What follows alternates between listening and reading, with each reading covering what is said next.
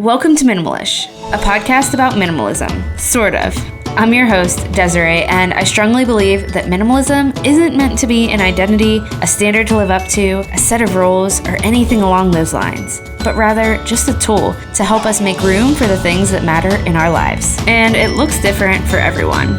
Each week, you'll find me here having conversations about living with less realistically and the things that matter, like motherhood and family, intentional living, mindset, loving our people, and everything in between. More than anything, it's my goal to remind you, and often myself too, that you're worthy of creating a life filled up with what matters to you, and that you're already enough just as you are. I'm so glad you're here, friend. Here's today's episode.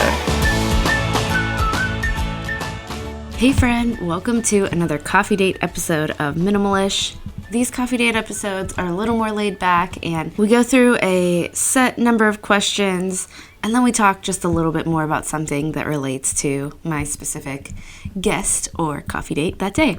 So today I'm talking to Khari, and Khari is a listener of the podcast, and she is a mom of a 4-year-old, and she's going to tell you more about who she is and what she loves and what she does. But Khari reached out to me back in September, and it was after the month that we spent on the podcast on different types of work that we do as women and moms, and she kind of just said, hey, I work full-time, 40 hours a week, and I also really care about and love homemaking.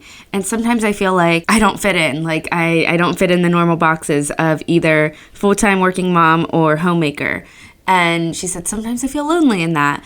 But I fully believe when we feel lonely in something, it often means that there are other people feeling that same way out there. So I just really wanted her perspective on the show for that reason.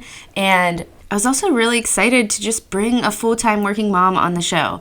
She works 40 hours a week, 9 to 5, all year long. And Khari even said, it's hard to find anyone in the podcasting world talking about that perspective. And I fully agree. I don't know. I'm sure there are podcasts out there that have full-time working moms chatting about things, but I do think it is rare. So I am bringing Khari on today. We're having a conversation on this coffee date.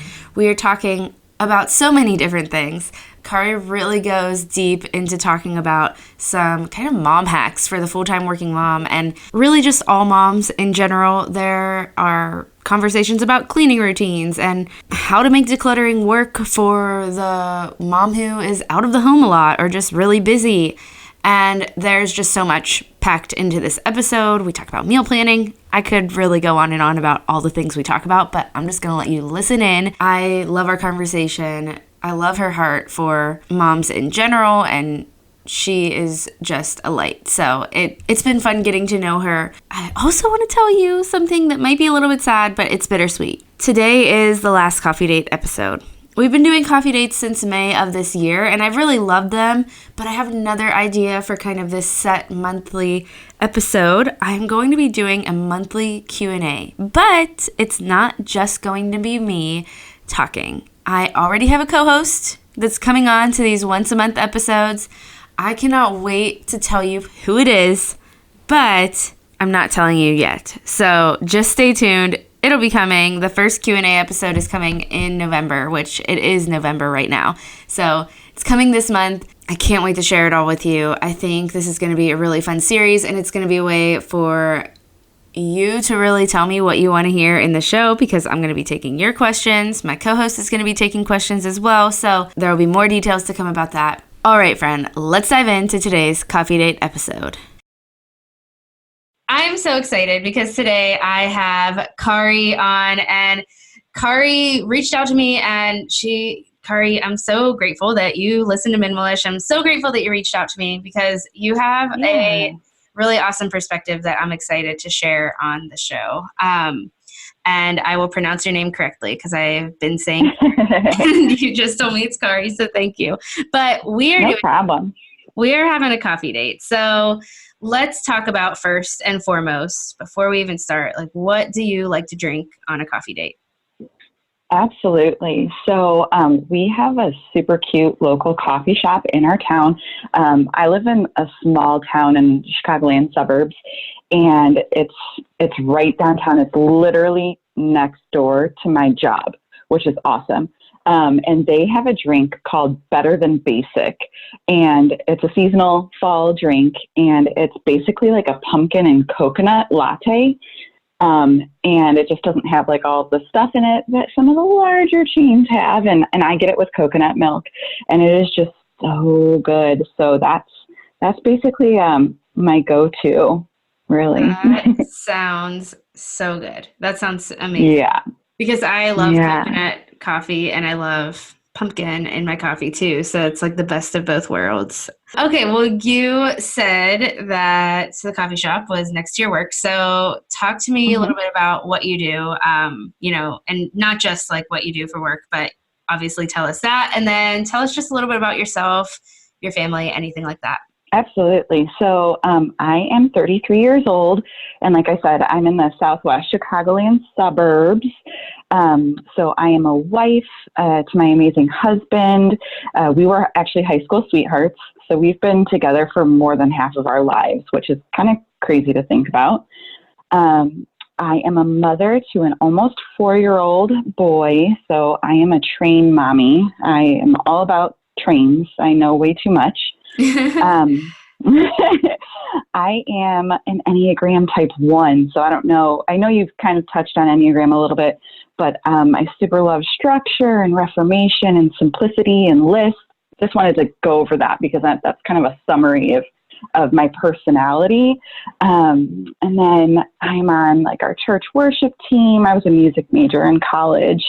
And led, and they're now participating in some Bible studies. I love crafting, chalkboard art, reading, and doing book launches. And but the reason why I'm here is I am an account manager for a book of commercial business insurance. So basically, we have our office, in other words, and everybody has a book of business that they manage. And so I focus on commercial business. So you could walk into that coffee shop, which is ironically one of my clients, and somebody slips and falls, guess whose job that is to take care of the claim. It's mine. But we insure a lot of different things. My book actually focuses more on restaurants and professional liability, which is like accountants and engineers and lawyers. And then I said, I have tons of restaurants. So my brain is 40 hours a week focusing on insurance. And then I do a lot with like our local chamber and then a women's service group. So I'm a new member to Minimalist Lifestyle, and so, while it sounds like a lot, I've honestly cut back a lot too. So yeah, that's me in a nutshell.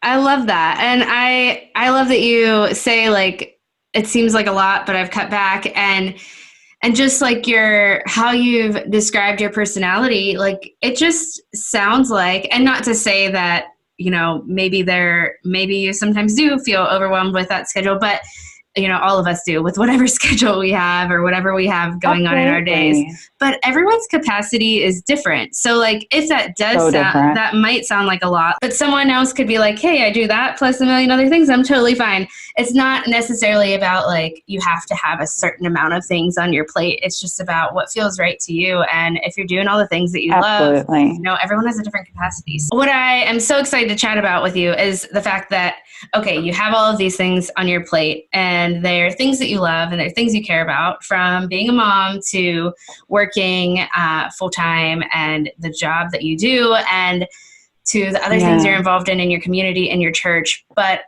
also you can do all those things and declutter your home, and you can do all those things, and you've chosen to do those things, right? So we're going to talk about that. Let's actually dive into that a little bit right now. Like, because you've just talked about what's on your plate, I would love to kind of talk about that. So how did you start decluttering with all of this on your plate? Because that's the biggest question I get is like, okay, this all sounds great, but how do I do it when I'm a full-time working mom? Because that's honestly not my situation right now. So I can't necessarily 100% speak to that, even though I was more in that position when I did declutter. So I want to hear from you. Like, how does that look for you? So basically, like I said earlier, I'm new to the whole, like, I like to call it minimalish. I like to call myself a gradual minimalist. It's Yeah. not something as a working mom that I had time, and actually as a mom, that a lot of people have time to just kind of jump full into. And you have talked about that. It was a couple episodes back where when you were talking about motherhood martyrdom, and then talking about how sometimes minimalism can be very scary at first, and you feel like you either have to jump in or you don't do it. And I love when you really spoke on that, because that kind of really hit my heartstrings, because I'm new and I consider myself a gradual minimalist. And actually, that's even more of an extreme term for me. I really love the term simplistic life, or living simply. And again, it's just because that's what I can handle right now. That's what I can keep on my plate. Yeah. So I was in probably February or March. I was just kind of sick and tired of feeling overwhelmed and tired and cluttered, and the toll that it was taking on my body and anxiety. So I could see it in my body, which is just kind of crazy to think about. And I actually also, since March, I've lost over 40 pounds, which is a whole other conversation for another day. Mm-hmm. But that is really when I started deciding to change my life, and did that with weight loss. And then I already did that with decluttering. And I just really decided, all right, I'm going to lose this weight, and I'm going to lose all of this crap in my home. So yeah, so I had just finished, I don't know if you have heard of the book, A Simplified Life by Emily Lay. Yeah, I have that book. So I super love that book. I super love her. About 2 years ago, I read Grace Not Perfection, which kind of really, as a type 1, or, really as a mother, like, it really hits home. And so I really loved Simplified Life. And that kind of took me to the Minimalist Challenge. And that was really my catalyst. And that happened, I think, in February. And, you're coming off of the New Year high, but then you're also like starting to see spring cleaning challenges too. So February was really a pivotal month for me. And what was I going to say next? Oh yeah. So that was the Minimalist Challenge, was really my catalyst. So now I just kind of, because, working 40 hours Monday through Friday, I just kind of take 30 minutes on a Saturday and declutter and purge like a specific area that I'm cleaning in at that day. I have different areas every Saturday that I focus on deep cleaning. So breaking it all down seemed to work for me in my crazy week. Just focusing 30 minutes on a Saturday was really helpful for me. Now that it's football season, I'll probably take a bin out of our storage section, and just while we're watching like Monday Night Football, I'll reduce that bin to half or none, because that's where I'm at with decluttering. You said I think it was last week's, no, it wasn't last week's episode. It was an old episode that I was listening to about how decluttering is addictive. And it is. I love it. It really is. Now that I'm on this journey for 8 months now, it is addictive. So that's been super nice. And then other than that, like for just decluttering in my working mom schedule, I would just say everything really just stops at the drop zone. We do not allow clutter to walk into our house anymore, like at all. We have like our garage door and back door hit at the same area.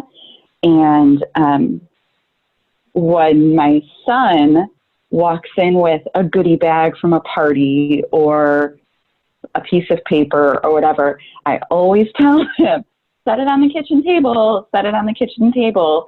And then as soon as he runs around the corner to go do whatever he's doing, it is either in the garbage or in a donate pile, or if it is something that he is super fascinated by, I'll let it sit there for a little while and see if it goes anywhere. So that's been a huge thing. So unless at this point we're planning on a replacement for an item. So whether that be like we're out of coffee, need to bring in coffee, or the kettle broke, we need to replace the kettle, or, you know, his shoes are destroyed, we need to replace shoes. I'm at the point where it doesn't enter my home anymore, which is super fun, but then also like hard for me because I'm a home decor addict. Yeah. So that silly Target dollar spot with all of the fall stuff, I've just been choosing to enter in the other door. So that's been my thing there. That's so good. Yesterday I was at Target and I never even approach the dollar spot. Sometimes I do for like the snacky area, just every once in a while. There's some seasonal stuff there. And I'm like, oh, let me look at it and see if there's anything good. But I ended up going through it. I feel like I was in I was not in a good state of mind for Target yesterday. You know how you just have those days where you're like, I shouldn't be in Target today. Well, that was me yesterday for sure. And I had hand towels in my cart and I was like, okay, I was considering buying them. They made it into the cart. I'm like, that's the first thing that made it into the cart from the dollar spot in a really long time for me. So I felt happy about that. And then I still, by the end of the trip, they were out of my cart, luckily, and not coming home with me. Not that they weren't super cute and not that there's anything wrong with it, but I'm just I'm at a similar spot that you are in the point where I already have fall hand towels. Like it's just such a, they can really get you at Target with the cute stuff. And if I buy more, am I wanting to get rid of my other ones? Not really. So then I'm just going to have an excessive amount of fall hand towels, and that's just not necessary. It's not a good way to be like stewarding my money. So I can totally relate to that. Desiree, the area that I have not purged yet is honestly my home decor. And what I have chose to do instead is when that holiday comes, I take everything out and I'm like, okay, that doesn't fit my aesthetic anymore. So we're going to sell or donate that. And because I started in February and March, we have not come to fall or Christmas yet. So embarrassingly enough, I have 4 bins of fall decor and I would say 15 bins of Christmas decor. So that's a whole other chapter of my life that's going to be coming up. And I did with the fall, I've reduced it to 3 bins, which is huge for me. Yeah. And so there are items that are going to be posted on Facebook this week, and then items that I've just already decided to get rid of. So that's my big thing there is I need another fall towel for my kitchen. Like I need another hole in my head. So it's just not a thing. So that's why I'm like, okay, don't need to walk that way. But then I don't know if you follow the Inspired Budget on Instagram. We're also on a debt-free journey. So she's a super awesome person to follow. And she says, do not get a cart. Obviously those with littles, it's hard to not get the cart. But she says, like, carry that kid for the 15 minutes that you need to be in Target, or just grab like the basket and you will pick up less stuff. And so that's been my thing. Yeah. I'll talk about this later in lunches, but I no longer grab a cart. I don't even grab a basket when I go into Target because I need to go in and get that one thing and walk out. So that was a huge game changer for me, is not getting the cart. Yeah. Oh my goodness. That's so good. Literally yesterday, I needed to get bacon and batteries. I did not need a cart, other than it's just like, okay, well, I'm going to maybe spend a few extra minutes roaming around with my child to just get her out of the house. But, and she likes being in the cart, but yeah, that totally, I mean, I made it out alive, so that was good, but alive without the hand towels, I should say. Not that it's not a huge deal. It's just the whole idea of like, it's a mindset shift. And if we keep giving into those little impulse buys, then it's never going to fully happen. It's just like, it has to be a practice. And for me, obviously, it's not like I'm perfect at it. So I have to keep making that happen in my life and like avoiding that temptation. So that's such a good tip. Yeah.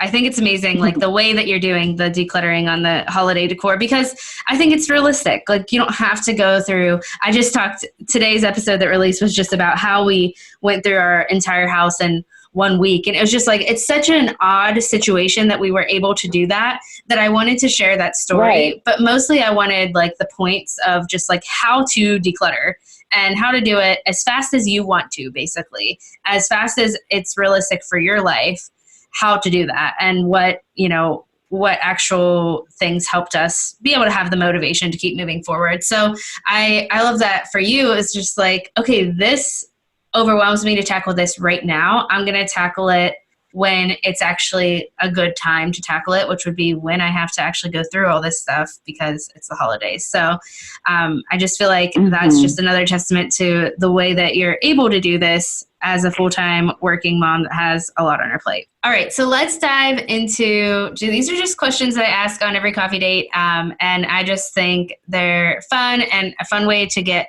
to know you. So what is something that you are loving right now? Just something that's making your life better. Yes. Fall.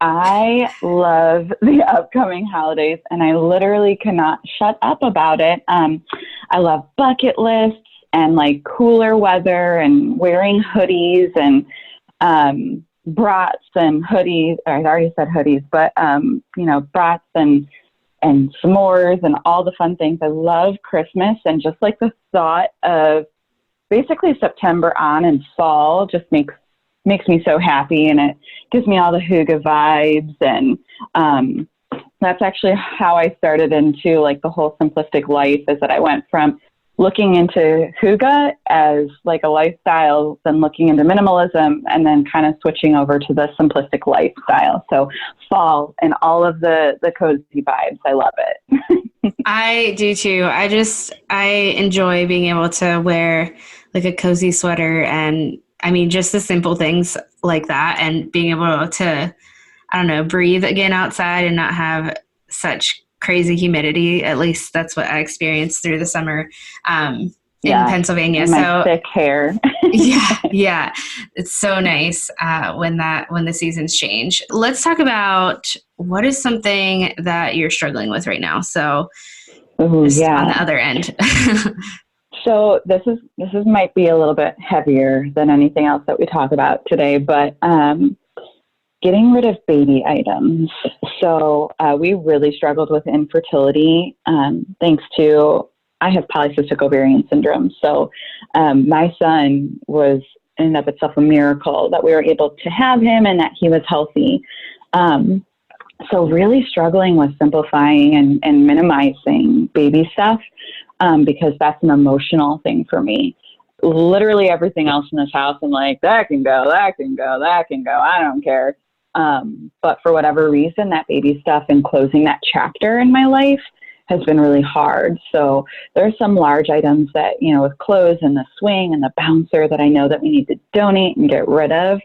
But it's just emotionally hard for me to shut that door, and our hearts are in adoption right now. So we're just kind of listening to God to see where we're going to go with that. But that's what I'm really struggling with is that stuff right there, especially knowing like, all right, I can always get more, but it's an emotional thing. It has nothing to actually do with those items.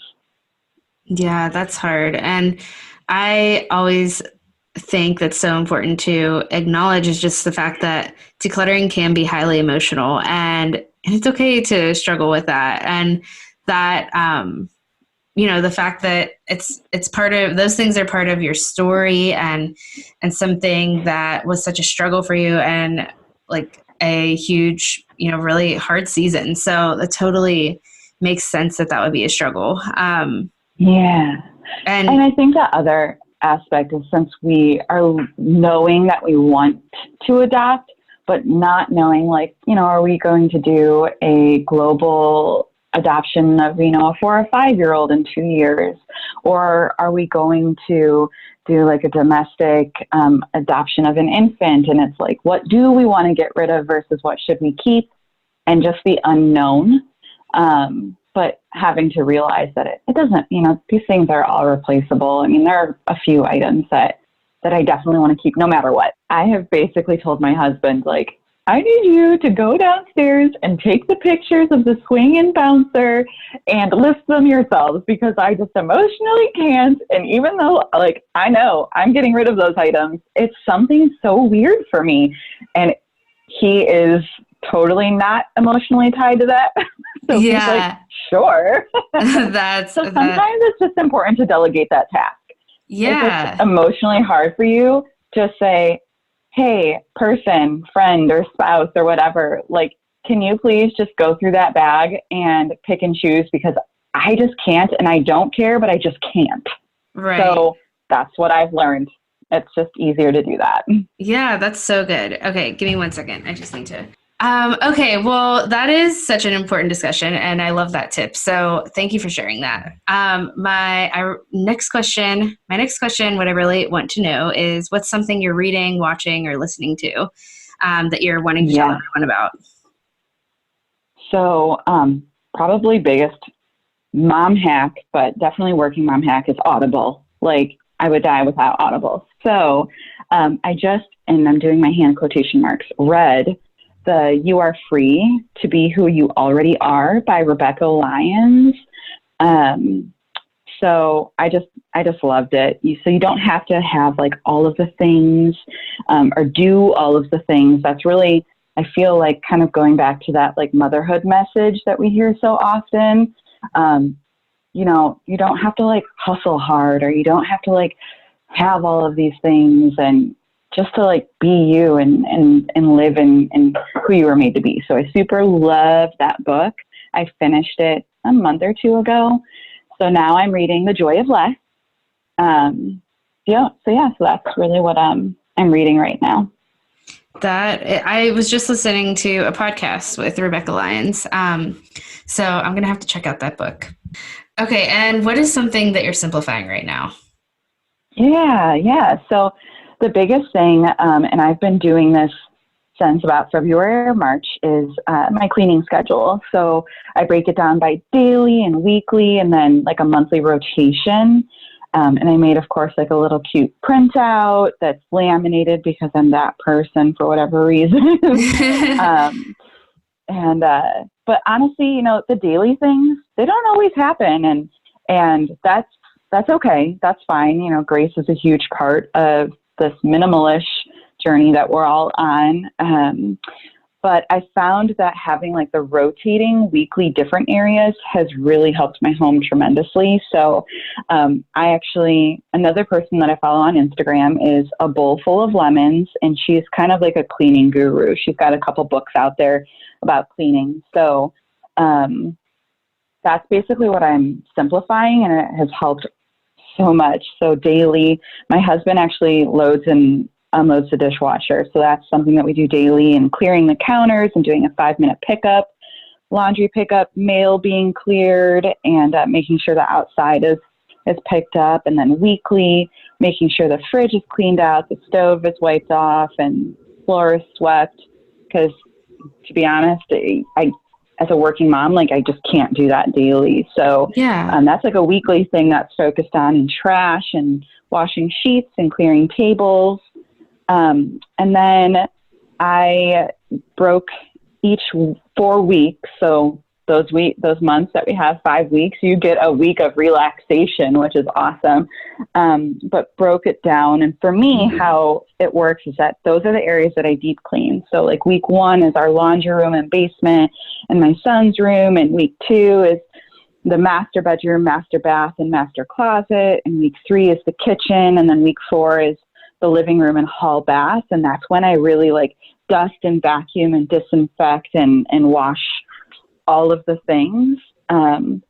So simplifying that has made a world of a difference. And just kind of like switching over my household and consumables and beauty products to toxin free has super helped a lot and really impacted my minimalist journey.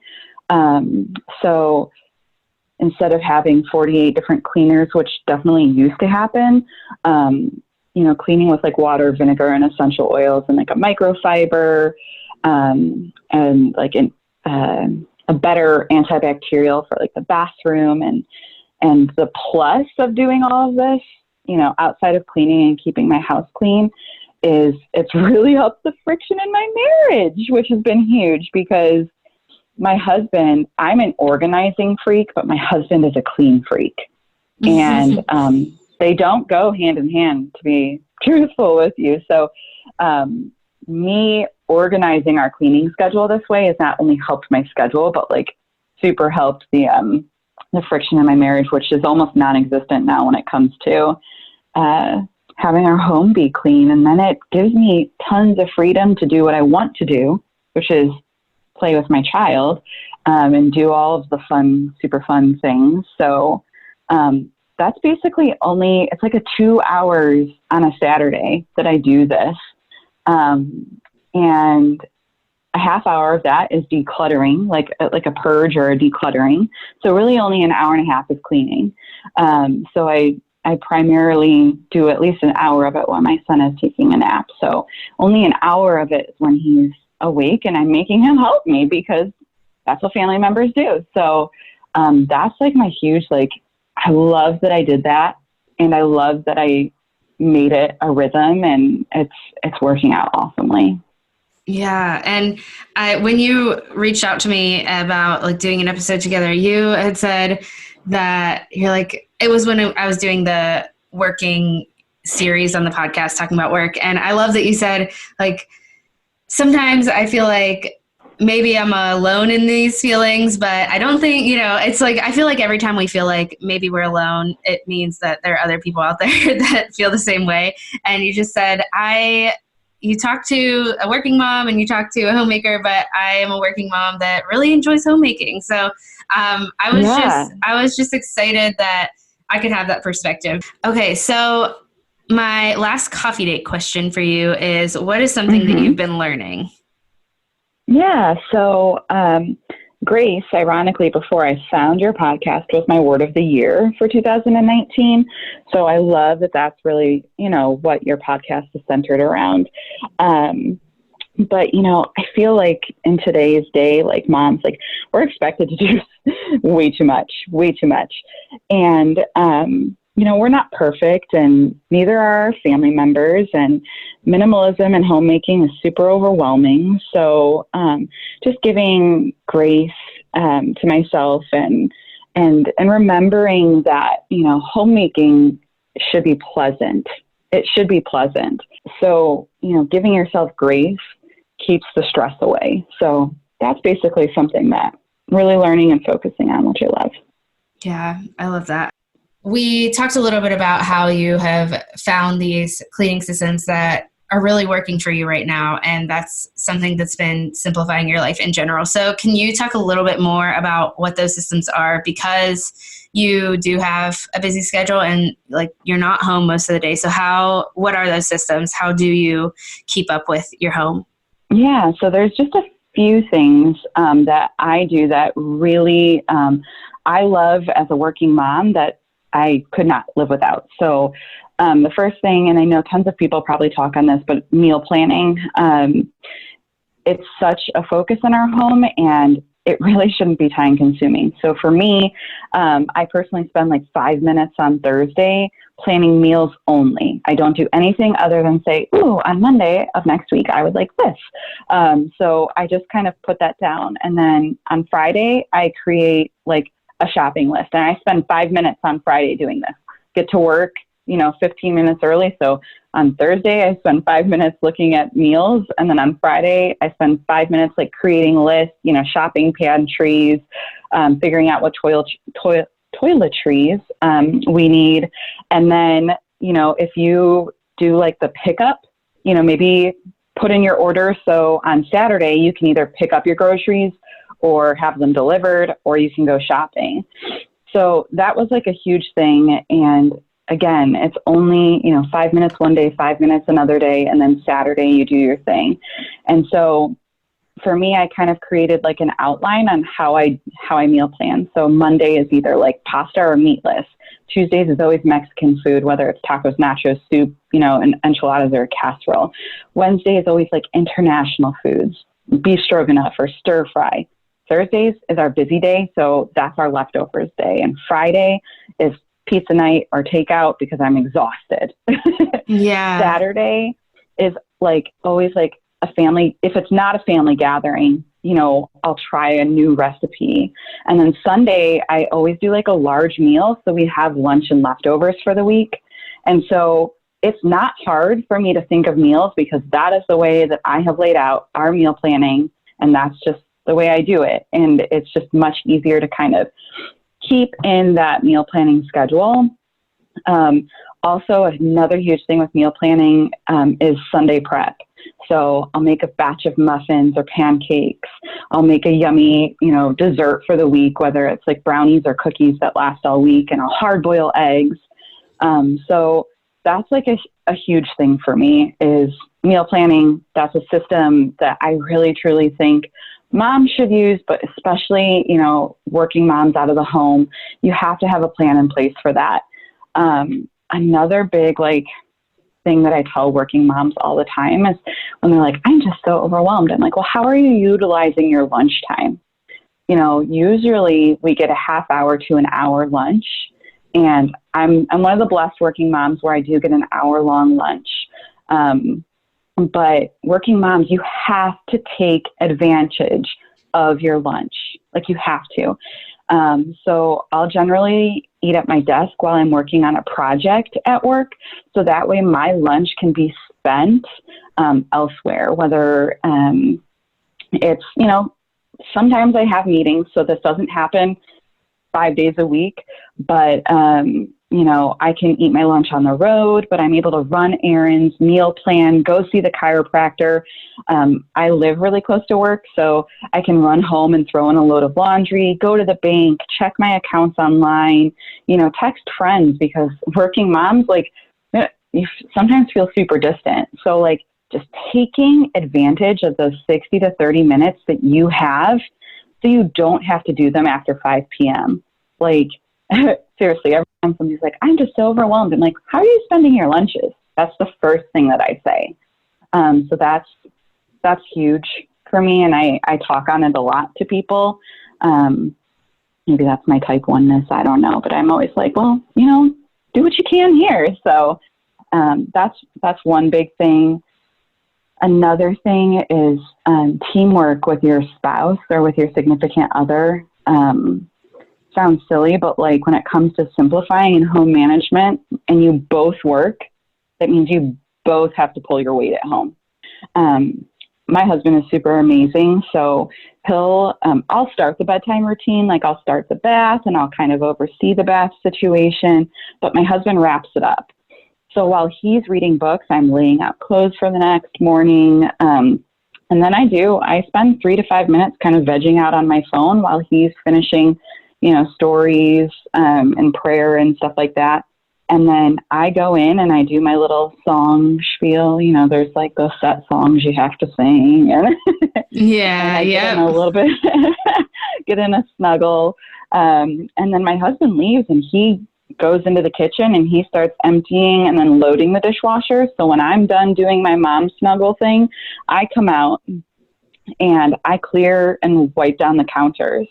So we do it together, and maybe we're listening to a podcast or maybe we're talking about our day. So teamwork is just such a huge thing. I know it's harder for working single moms, and that's not something that I can speak on too well. But definitely another tool in my tool belt that I tell everybody. And then lastly, a huge tool that I would just die without is planners, lists, and charts. And you spoke on this before, Desiree, is, having those rhythms and routines. It keeps everybody in the family on the same page. So I've done the whole planner girl thing and gone through my planner metamorphosis and really simplified my planning system earlier this year. So I have a monthly and a daily section, and every day has a checklist.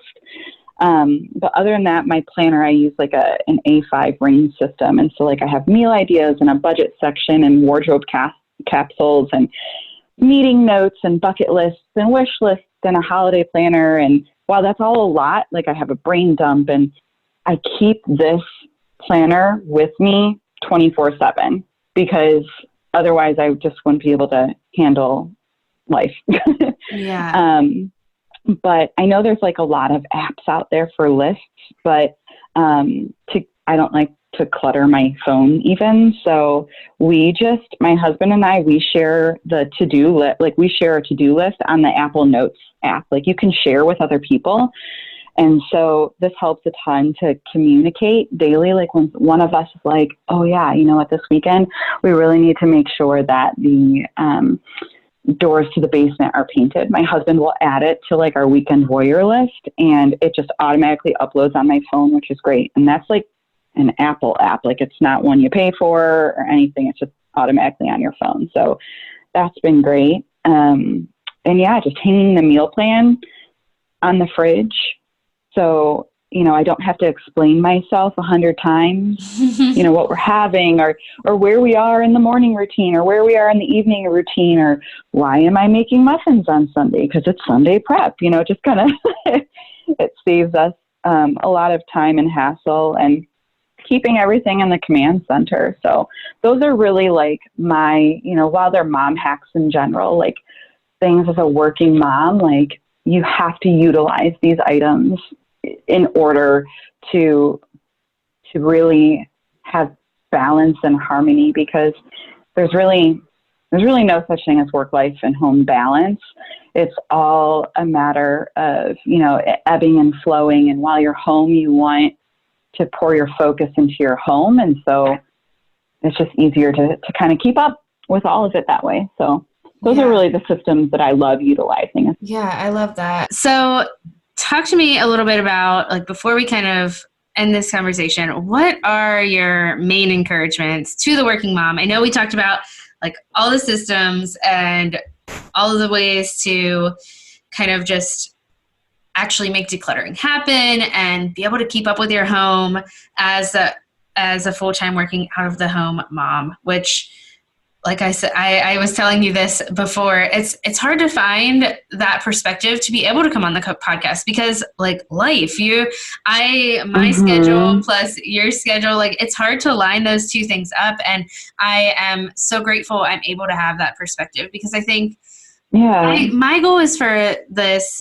not to get off track, but my goal is for this podcast to be full of different perspectives of making this thing work and making living minimalistly or just living simply work for whoever might stumble upon it and whoever might listen. And I can only offer a certain perspective, and then I can allow guests to come on for certain perspectives. So I want to hear from you, like, what are your main encouragements to the mom who feels completely overwhelmed by her stuff, her home, her schedule, whatever it might be? Yeah. So I know, and I stated this before, like, I just craved simplistic living for years before I even kind of had this epiphany earlier this year. So, you know, we can read all the books we want all day long about just get rid of it or let it go. But as a working mom, like, we don't have the time to go through it, do it, or go through the emotions. So just giving yourself grace. You know, if you're somebody that struggles with comparison, when you're looking at social media, remember it's a highlight reel, and remember that not all, but a large chunk of bloggers are not work out of home mothers. So there's nothing to compare. So just remembering that, and to think simple, like, you don't need to become a minimalist in 1 month. You know, just keep saying, I want a simpler life, or I will be a gradual minimalist, in grace, not perfection. So think simple and not, I'm becoming a minimalist. You know, spend 1 hour on a Saturday and minimize one area. Like, that's like, if that's where you want to start, you know, maybe it's too overwhelming to dive into a cleaning schedule. Take 1 hour on Saturday and just declutter or purge one area of your home. And in 3 months, like, you'll notice a change. You know, just keep stuff from entering your home. Just don't have time to be constantly decluttering. So just keep it from entering your home. And as far as your schedule, learn. I have a hard time with saying, learn to say no. But maybe it might be something, not necessarily looking in the mirror, but asking your spouse, like, what's one area that you think that I should cut back on? And maybe focus on just making one free day at home a week. So Mondays are a day that we have coveted to not schedule anything. If somebody asks me to do something on Monday, I'm like, nope, sorry, like that's our family day. But that took a lot for me to implement. So even after work, we're all tired. Even moms that have been home, we're all tired. So sleep is so important. So making sure that that's a priority too. But those are like those things I don't want to say to overwhelmed moms. Yeah, that's so good. I love those encouragements, and especially the thing about comparison, because that is so true. Just the fact that there's not much to compare to. And I love how you said that. And also, like, I was just thinking on that, and there's really, I think we could all use to repeat that to ourselves, because those words can go beyond like any title of working or not, or stay at home or whatever. Right. It's just like, there's nothing to compare yourself to. Like, you are unique, you're an individual, you have your own capacity and everything. So yeah, that's so good. Mm-hmm. Such a good note to end on. Well, thank you again so much. This was such a fun conversation, and I'm just really glad you reached out to me. It's been fun chatting. Thank you so much for having me. I super loved it. All right, friend, I hope you've enjoyed this coffee date episode of Minimalish. You can find Khari on Instagram at Purely Khari. Let's cheers right now with our coffee mugs or tea mugs or water bottles, wine glass, whatever you're drinking while you're listening to this right now. Cheers to some really fun months of coffee date episodes. And I'm not saying I'm never going to do one again. I'm just saying it's not going to be monthly anymore, because we are moving on to something else. I'm excited for these Q&As. Follow along on Instagram if you're there at minimalish.desiree, because that's where I will be posting and asking for more questions. I'll also probably be posting a little bit in the Facebook group, which you can get to. You could search Minimalish Mamas on Facebook. So those are the places I'll be gathering questions. So I'm excited for what's to come. Happy November. It is November 1st. Holidays are around the corner. Resources on that are coming. I hope you have a fantastic Friday or whatever day you're listening to this. And I'll talk to you right back here again next week.